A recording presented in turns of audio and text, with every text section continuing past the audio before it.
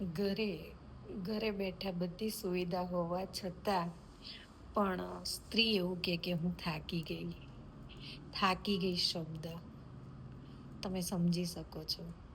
તો અત્યારે આ ટેકનોલોજીના યુગમાં સવારથી સાંજ સુધીમાં જે પણ કામ કરવાનું હોય છે, કચરા પોતા વાસણ દરેક કામ માટે ફેસિલિટીસ થઈ ગઈ છે.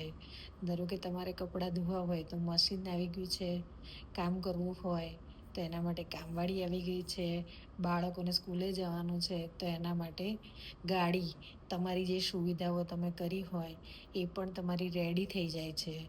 પ્લસ તમારે બાળકને એજ્યુકેશન લેવું છે તો એના માટે એને ટ્યુશન ક્લાસીસની સગવડો પણ પેરેન્ટ્સોએ કરી દીધી છે. પ્લસ બીજા નંબરમાં પહેલાં જાતે માણસો પાણી ભરવા માટે કૂવે જતા હતા, તો એ પણ હવે રહ્યું નથી. ઘરે નળ અને નળમાં 24 કલાક પાણી થઈ ગયું છે. બરાબર છે. આ બધી સુવિધા હોવા છતાં સ્ત્રી સાંજ પડે અને એક જ વાત હોય એની, શું? થાકી ગઈ. તો હવે ઓલમોસ્ટ બીજા કંઈ કામ કરવાના તો એને રહ્યા જ નહીં. ખાલી કેવળ માત્ર શું રહ્યું? રસોઈમાં બી એને એવું વર્ક નથી કે જે સ્ત્રી ન કરી શકે.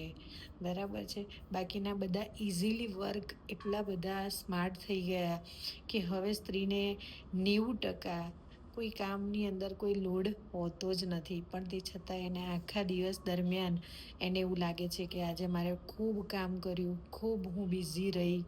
તો મારું તો એક જ કહેવું છે કે તમને જે બી સમય, જે બી તમારા ઘરના કામ પછીનો બી સમય તમને જે મળતો હોય તો કંઈક ને કંઈક તમારે લાઈફમાં એક્ટિવિટી કરવી જોઈએ, જેથી કરીને તમારામાં જે સ્કિલ હોય એ તમે ડેવલપ કરી શકો અને તમે તમારા જે પણ તમને આવડતું હોય એમાં તમારો ગ્રોથ થાય.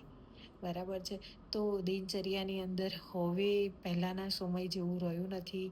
એટલે દરેક સ્ત્રીને મારે એક જ કહેવું, દરેકની પાસે જે સ્કિલ છે એને તમે બહાર કાઢવાનો પ્રયત્ન કરો અને તમે તમારો લાઈફનો ગ્રોથ કરો.